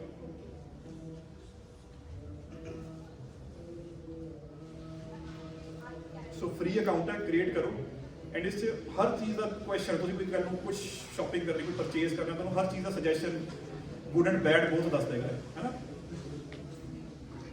ਇਵਨ ਤੁਸੀਂ ਆਪਣੇ EMPLOYER ਨੂੰ ਕਿਵੇਂ ਰੀਚ ਆਊਟ ਕਰਨਾ ਹੈ, ਉਹਨੂੰ ਈਮੇਲ ਕਰਨੀ, ਕੀ ਮੈਸੇਜ ਲਿਖਣਾ ਹੈ, ਕਿੱਦਾਂ ਕਿਸੇ ਨੂੰ ਫੋਨ ਤੇ ਰੀਚ ਆਊਟ ਕਰਨਾ ਹੈ, ਕਿੱਦਾਂ ਕਿਸੇ ਨੂੰ ਲਿੰਕਡਇਨ ਤੇ ਰੀਚ ਆਊਟ ਕਰਨਾ ਹੈ, ਇਟ ਵੁੱਡ ਆਨਸਰ ਐਵਰੀਥਿੰਗ। ਤੇ ਮੈਂ ਕੁਝ ਰਿਸੋਰਸਿਸ ਨਾ ਡਾਊਨਲੋਡ ਵੀ ਕੀਤੇ ਹੋਏ ਆ ਜਿਹੜੇ ਜਸਪ੍ਰੀਤ ਭਾਜੀ ਨੂੰ ਮੈਂ ਪ੍ਰੋਵਾਈਡ ਕਰੂੰਗਾ ਐਂਡ ਤੁਸੀਂ ਈਮੇਲ ਆਈਡੀ ਜਿਹਨਾਂ ਨੇ ਵੀ ਸ਼ੇਅਰ ਕੀਤੀ ਹੈ ਉਹ ਸਭ ਨਾਲ ਸ਼ੇਅਰ ਕਰੋਗੇ ਫ੍ਰੀ ਰਿਸੋਰਸਿਸ ਹੈਗੇ ਹੈ ਨਾ ਉਹ EMPLOYER ਨੂੰ ਖਾਸ ਕਰਕੇ ਰੀਚ ਆਊਟ ਕਰਨ ਦਾ ਤਰੀਕਾ ਹੈਗਾ ਹੈ ਨਾ ਸੋ ਦੈਟ ਕਿ ਟਾਈਮਲੀ ਤੁਸੀਂ ਇਹਦੇ ਸਟੂਡੈਂਟ ਹੀ ਹੋ but do not underestimate the power of LinkedIn ਤੁਸੀਂ ਹੁਣੇ ਤੋਂ ਹੀ ਕਨੈਕਸ਼ਨ ਬਿਲਡ ਕਰਨਾ ਸ਼ੁਰੂ ਕਰੋਗੇ ਤਾਂ ਜਾ ਕੇ ਉਹ ਸਾਲ ਬਾਅਦ ਮੈਚੁਰ ਹੋਣਗੇ ਠੀਕ ਹੈ ਇਦਾਂ ਨਹੀਂ ਤੁਸੀਂ ਕਿਸੇ ਨੂੰ ਅੱਜ ਰਿਕੁਐਸਟ ਭੇਜੀ ਤੇ ਕੱਲ ਨੂੰ ਕਹੋਗੇ ਵੀ ਅੱਜ ਇੰਟਰਵਿਊ ਜੌਬ ਤੇ ਆ ਜਾਓ ਸੋ ਮੈਂ ਨਾ ਸਿਸਟਮ ਫੋਲੋ ਕਰਨਾ ਪੈਂਦਾ ਹਾਂਜੀ ਮੈਂ ਥੋੜਾ ਕੁਐਸਚਨ ਲੈਣਾ ਇੱਕ ਸੈਕਿੰਡ ਜਸਟ ਗਿਵ ਮੀ ਅ ਹਾਂਜੀ ਕੀ ਕੁਐਸਚਨ ਮੈਮ ਤੁਹਾਡਾ ਇਹ ਸਾਰੇ ਵੇ ਇਹ ਬੜੇ ਵੇ ਕੁਐਸਚਨ ਦੱਸਦੇ ਆ so there is nothing way questions are good about in this app Actually, I've taken NELF B1. हाँ जी But TEF के लिए I've lost best strategies to Okay. be a TEF okay in the shortest period. Sorry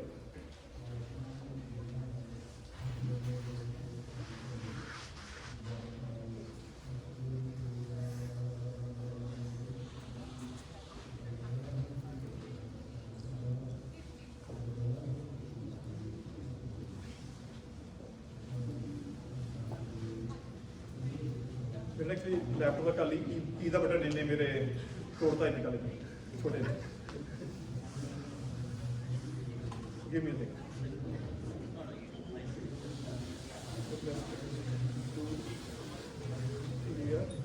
def B2 right TEF for this. DELF Canada TF Canada right Yep.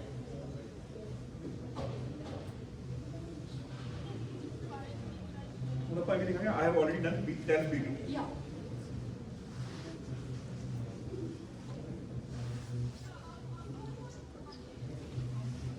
ਆਪਾਂ serious ਹਜੇ ਉਸ ਤੇ ਦੁਬਾਰਾ ਆਵਾਂਗੇ ਕਿਉਂਕਿ ਉਸ ਤੇ ਹਜੇ there are so many things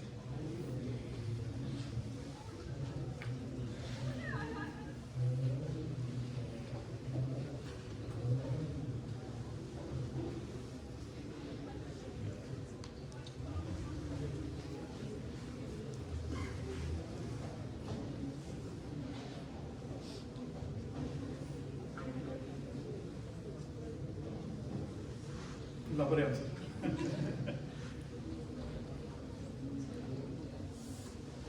ओहो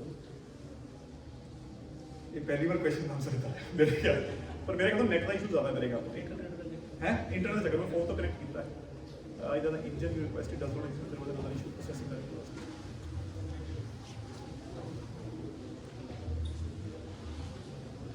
सो एक्चुअली ना इंटरनेट का इशू ज्यादा है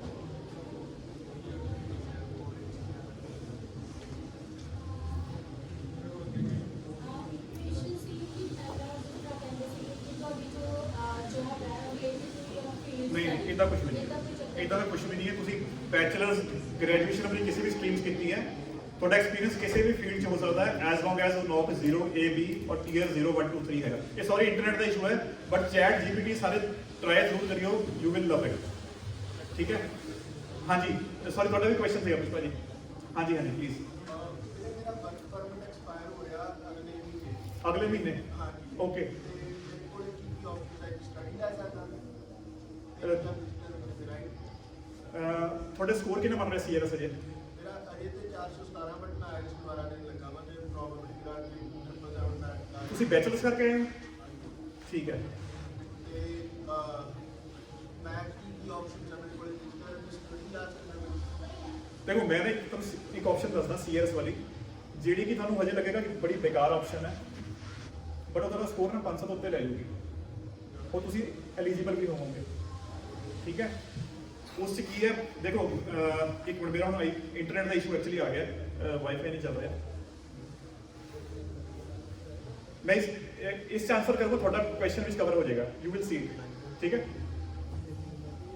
ਤੇ ਹੁਣ ਇਸ 'ਚ ਆਪਾਂ ਦੇਖਿਆ ਗੁਰਜੈਟ ਦਾ ਜਿਹੜਾ ਸਕੋਰ ਹੈ 450 ਹੋ ਗਿਆ ਵਿਦਆਊਟ ਫ੍ਰੈਂਚ ਠੀਕ ਹੈ ਤੇ ਲੈਟਸ ਅਸਿਊਮ ਗੁਰਜੈਟ ਦਾ ਵੀ ਵਰਕ ਪਰਮਿਟ ਐਕਸਪਾਇਰ ਹੋ ਰਿਹਾ ਅਗਲੇ ਮਹੀਨੇ ਠੀਕ ਹੈ ਤੇ ਜਦੋਂ ਕਿਸੇ ਦਾ ਵਰਕ ਪਰਮਿਟ ਐਕਸਪਾਇਰ ਹੋ ਰਿਹਾ ਹੁੰਦਾ ਹੈ ਆਪਣੀ ਜਨਰਲ ਟੈਂਡੈਂਸੀ ਕੀ ਹੁੰਦੀ ਹੈ ਆਪਣੀ ਜਨਰਲ ਟੈਂਡੈਂਸੀ ਵੈਸੇ ਮਤਲਬ ਹੁਣ ਤੁਹਾਡੇ ਮਾਈਂਡ 'ਚ ਕੀ ਪਲਾਨ ਹੈਗਾ ਇਸ ਤੇ ਮੈਂ ਸਟੱਡੀ ਪਰਮਿਟ ਦਾ ਸੋਚ ਰਿਹਾ ਮੈਂ ਦੁਬਾਰਾ ਸਟੱਡੀ ਪਰਮਿਟ ਕਰਕੇ ਕੀ ਹੋ ਜਾਊਗਾ ਸਟੇ ਲੈਣੀ ਆ ਜਸਟ ਹੈਂ?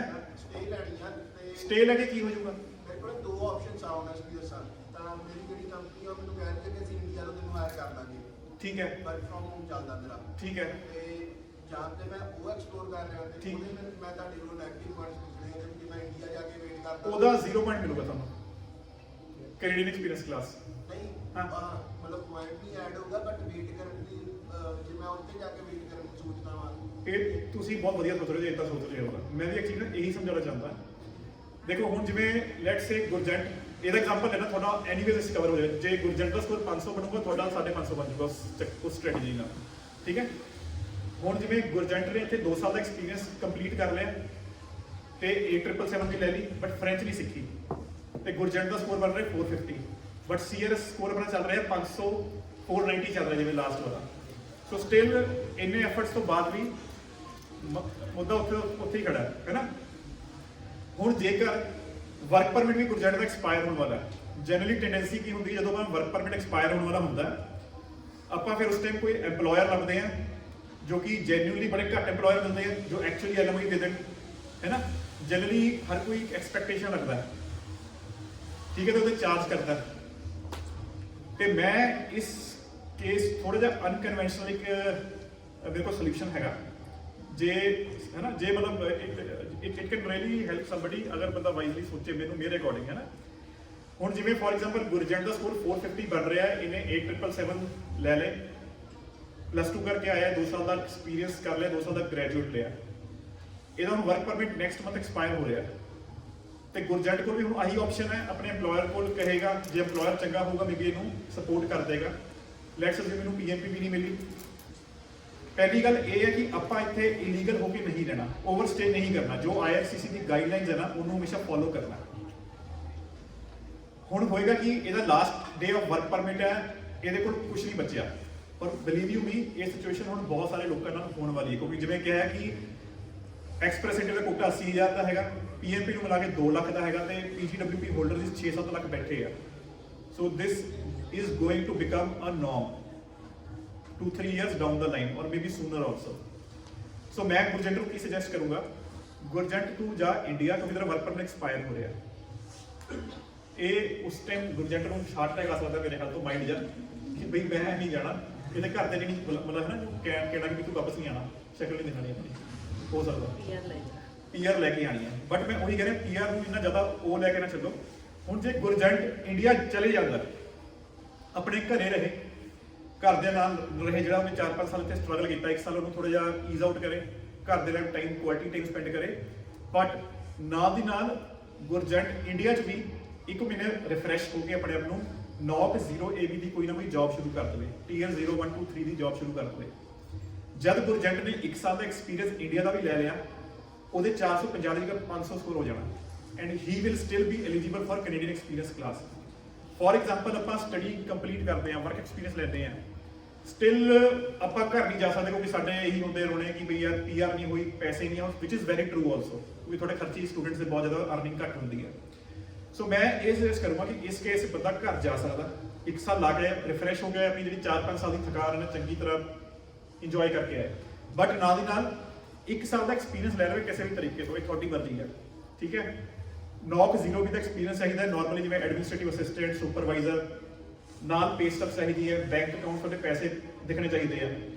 ਤੁਸੀਂ ਇੰਡੀਆ ਬੈਠੇ ਜਦੋਂ ਜਿਸ ਦਿਨ ਤੁਹਾਡਾ 1 ਸਾਲ ਦਾ ਐਕਸਪੀਰੀਅੰਸ ਕੰਪਲੀਟ ਹੋ ਗਿਆ, ਤੁਸੀਂ ਕੈਨੇਡੀਅਨ ਐਕਸਪੀਰੀਅੰਸ ਕਲਾਸ ਵਿੱਚ ਸਟਿਲ ਐਲੀਜੀਬਲ ਹੋ, ਠੀਕ ਹੈ। ਕੈਨੇਡੀਅਨ ਐਕਸਪੀਰੀਅੰਸ ਕਲਾਸ 'ਚ ਬੰਦਾ 3 ਸਾਲ ਤੱਕ ਐਲੀਜੀਬਲ ਹੁੰਦਾ ਹੈ ਆਫਟਰ ਕੰਪਲੀਟਿੰਗ ਕੈਨੇਡੀਅਨ ਐਕਸਪੀਰੀਅੰਸ। ਸੋ ਇਹ ਸੁਣਨ 'ਚ ਲੱਗ ਸਕਦਾ ਕਿ ਮੈਂ ਵਾਪਸ ਨਹੀਂ ਜਾਣਾ, ਬਟ ਤੁਸੀਂ ਇਹਨੂੰ ਲੌਜੀਕਲੀ ਸੋਚੋ। ਜੇ ਹੁਣ ਗੁਰਜੰਟ ਇਸ ਕੇਸ 'ਚ, ਹਜੇ ਆਪਾਂ PNP ਦੀ ਗੱਲ ਨਹੀਂ ਕਰ ਰਹੇ, ਜੇ ਕੁਝ ਵੀ ਨਹੀਂ ਬਣ ਰਿਹਾ, ਕਿਉਂਕਿ ਦੇਖੋ ਇਦਾਂ ਦੇ ਕੇਸਿਸ ਹੋਣਗੇ, ਬਈ ਨਹੀਂ ਬਣੂਗਾ, ਸਿੰਪਲ ਜੀ ਗੱਲ ਹੈ, we have to accept that fact. ਔਰ ਇਹ ਨਹੀਂ ਉਸ ਟਾਈਮ ਆਪਾਂ ਡਿਪਰੈਸ਼ਨ 'ਚ ਆ ਜਾਣਾ ਤੇ ਫਿਰ ਆਪਾਂ ਕੋਈ ਮੈਂਟਲ ਇਸ਼ੂ ਕ੍ਰੀਏਟ ਕਰਨੇ, ਕੋਈ ਲੋੜ ਹੀ ਨਹੀਂ ਹੈ। ਘਰ ਜਾਓ, ਇੰਜੋਏ ਕਰੋ, ਨਾਲ 1 ਸਾਲ ਦਾ ਐਕਸਪੀਰੀਅੰਸ ਲਓ ਤੇ IELTS ਦਾ 8777 ਦਾ ਖਿੱਚ ਕੇ ਰੱਖਣਾ ਗਾ। ਹੁਣ ਜਿਹੜਾ ਗੁਰਜੰਟ ਦਾ ਇੱਥੇ 2 ਸਾਲ ਦਾ ਐਕਸਪੀਰੀਅੰਸ ਹੈ ਕੈਨੇਡਾ ਦਾ, ਹੁਣ ਇੱਥੇ ਆਪਾਂ ਇੰਡੀਆ ਦਾ ਐਕਸਪੀਰੀਅੰਸ 0 ਮੰਨਿਆ ਸੀਗਾ।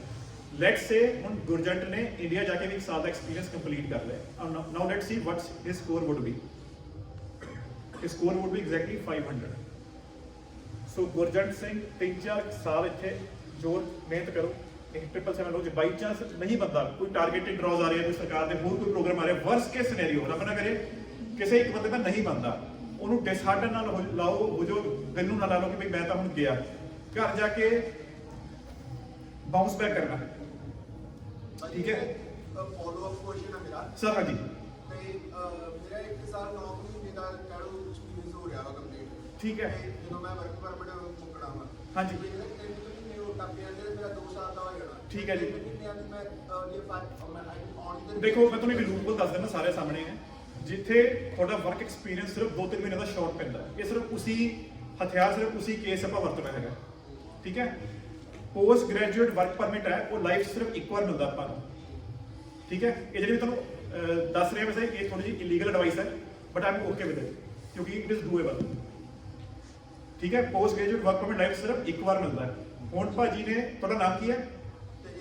ਤਜਿੰਦਰ ਨੇ ਇੱਕ ਵਾਰ ਆਪਣਾ ਕੀ ਕਹਿੰਦੇ ਵਰਕ ਪਰਮਿਟ ਲੈ ਲਿਆ, ਐਕਸਪਾਇਰ ਹੋਣ ਵਾਲਾ ਹੈ। ਹੁਣ ਦੁਬਾਰਾ ਜੇਕਰ ਸਟੱਡੀ ਕਰੋਗੇ ਸਿਰਫ 15 ਪੁਆਇੰਟਸ ਇੰਕਰੀਜ਼ ਹੋਣਗੇ ਤੇ ਤੁਸੀਂ ਸਾਲ ਦਾ ਫਿਰ 17-18 ਹਜ਼ਾਰ ਡਾਲਰ ਖਰਚੋਗੇ, ਫਿਰ 20 ਘੰਟੇ ਕੰਮ ਕਰੋਗੇ, ਫਿਰ PR ਅਪਲਾਈ ਕਰੋਗੇ। It is not worth it.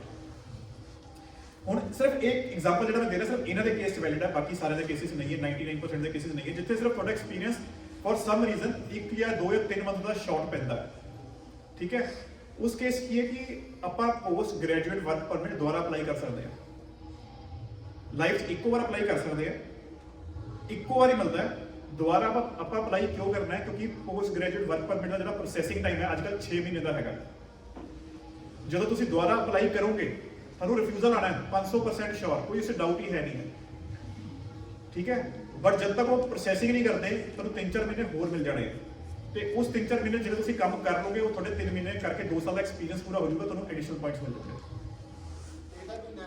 ਕੋਈ ਨੈਗੇਟਿਵ ਇੰਪੈਕਟ ਨਹੀਂ ਹੈ, ਕੋਈ ਨੈਗੇਟਿਵ ਇੰਪੈਕਟ ਨਹੀਂ ਹੈ। ਤੁਹਾਨੂੰ ਬਸ ਆਪਣਾ ਥੋੜਾ ਜਿਹਾ ਗਿੱਟ ਮਾਰਨੀ ਪੈਣੀ ਹੈ, ਉਹ ਮਾਰ ਲੈਣਾ। ਥੋੜਾ ਜਿਹਾ ਆਪਣੀ ਕੀ ਬੋਲਦੇ ਨੇ ਜ਼ਮੀਰ ਤੇ ਥੋੜਾ ਜਿਹਾ ਸੱਟ ਮਾਰਨੀ ਪੈਣੀ ਹੈ, ਉਹ ਮਾਰ ਲਿਓ,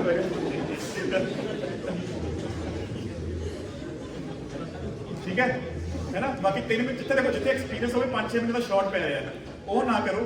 ਜੱਸੇ ਭਾਜੀ ਠੀਕ ਹੈ ਨਾ, ਇਦਾਂ ਬੋਲ ਸਕਦੇ ਕੋਈ ਚੱਕਰ ਨਹੀਂ ਹੈ ਨਾ। ਮੈਂ ਗੁਰਦੁਆਰੇ ਬੈਠਿਆ ਮੈਂ ਸਟੇਲ ਮੈਂ ਥੋੜੀ ਜਿਹੀ ਮਾਰ ਲਈ ਹੈ, ਮੈਂ ਕਿਹਾ ਦੇ ਸਕਦਾ ਸਲਾਹ ਹੈ, ਠੀਕ ਹੈ। ਕਿਉਂਕਿ ਇੱਥੇ ਮੈਨੂੰ ਪਤਾ ਲੱਗੇ ਗੁਰੂ ਸਾਹਿਬ ਦਾ ਪ੍ਰਕਾਸ਼ ਨਹੀਂ ਹੋਇਆ, ਇਸ ਕਰਕੇ ਬੋਲ ਸਕਦਾ ਮੈਂ, ਰਾਈਟ। ਸੋ ਹਾਂਜੀ ਸੌਰੀ, ਹੋਰ ਕੁਐਸਚਨ ਕਿਸੇ ਦਾ ਹੈਗਾ? ਹਾਂਜੀ ਪਲੀਜ਼। ਸਰ ਐਵੇਂ ਤਾਂ ਕੋਈ ਵੀ ਜਿਵੇਂ ਮੇਰੀ 1 ਈਅਰ ਸਟੱਡੀ ਸੀਗੀ, ਹਾਂਜੀ। ਮੈਨੂੰ 1 ਈਅਰ ਦਾ ਹੀ ਵਰਕ ਪਰਮਿਟ ਮਿਲੂਗਾ, ਹਾਂਜੀ। ਤਾਂ ਐਵੇਂ ਮੈਂ ਬਾਰ-ਬਾਰ ਅਪਲਾਈ ਕਰਕੇ 6-6 ਮਹੀਨੇ ਲੈ ਸਕਦਾ ਹਾਂ? ਨਹੀਂ